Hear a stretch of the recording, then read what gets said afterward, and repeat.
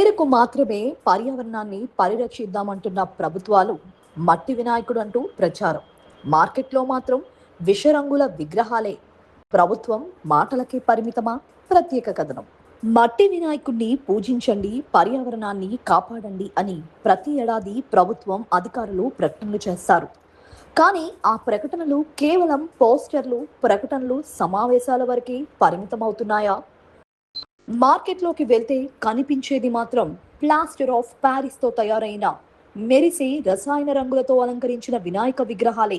ప్రభుత్వం నిజంగా మట్టి విగ్రహాలను ప్రోత్సహిస్తే ఈ విషరంగుల విగ్రహాలు బహిరంగంగా ఎలా అమ్ముడవుతున్నాయి అనే ప్రశ్నలు వినిపిస్తున్నాయి.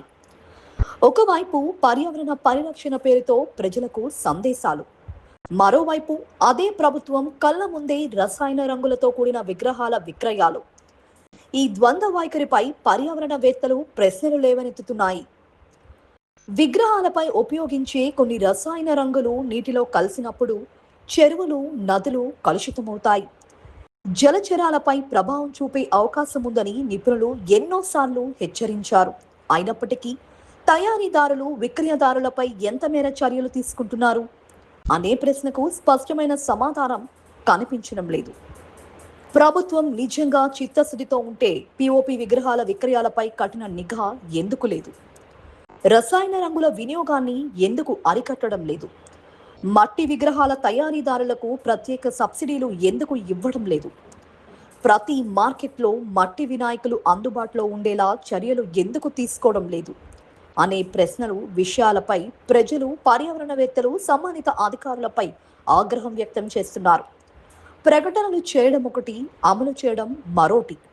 పర్యావరణ పరిరక్షణ నిజంగా ప్రభుత్వ లక్ష్యమైతే కేవలం అవగాహన కార్యక్రమాలు కాదు, కఠిన అమలు కూడా కనిపించాలి. లేకపోతే మట్టి వినాయకుడు అనే నినాదం ప్రతి ఏడాది వినిపించే మరో ప్రభుత్వ ప్రచార వాక్యంగానే మిగిలిపోతుందనే విమర్శలు వినిపిస్తున్నాయి. పర్యావరణాన్ని కాపాడాలంటే మాటలు కాదు, మార్కెట్లో విషరంగుల విగ్రహాలు కనిపించకుండా చేయాలి. అప్పుడే ప్రభుత్వ చిత్తశుద్ధి నిరూపితమవుతుంది అంటూ ఇటు ప్రజలు, అటు పర్యావరణవేత్తలు ఆవేదన వ్యక్తం చేస్తున్నారు. ఇప్పటికైనా సంబంధిత అధికారులు రసాయనాల రంగులతో తయారైన వినాయకుడి విగ్రహాలను కట్టడి చేయడంలో చొరవ తీసుకోవాలని పర్యావరణవేత్తలు కోరుతున్నారు. ఈరోజు కళ్యాణదుర్గంలో పలు చోట్ల ఈరోజు వినాయక విగ్రహాల తయారీ కేంద్రాలు చాలా ఉన్నాయి. అయితే రానున్న వినాయక చవితి సందర్భంగా యువత, ప్రజలు పెద్ద ఎత్తున ఈరోజు వినాయక చవితి వేడుకలు జరుపుకోవడానికి సిద్ధమవుతున్నారు.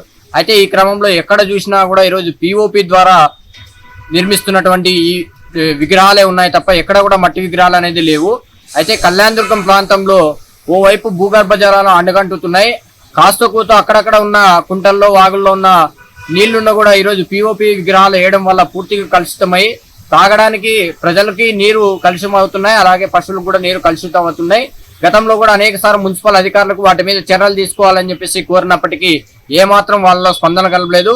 ఇప్పటికైనా కళ్యాణదుర్గం ఆర్డీఓ గారిని, మున్సిపల్ కమిషనర్ గారిని వెంటనే తయారీ కేంద్రాల వద్ద వాళ్ళు ఏవైతే పిఓపితో తయారు చేసిన విగ్రహాలు అమ్ముతున్నారో అలాంటివి అమ్ముకోకుండా వారికి అవగాహన కల్పించి మట్టి విగ్రహాలు అమ్మే విధంగా చర్యలు తీసుకోవాలని చెప్పేసి మేము అధికారులను కోరుతున్నాం.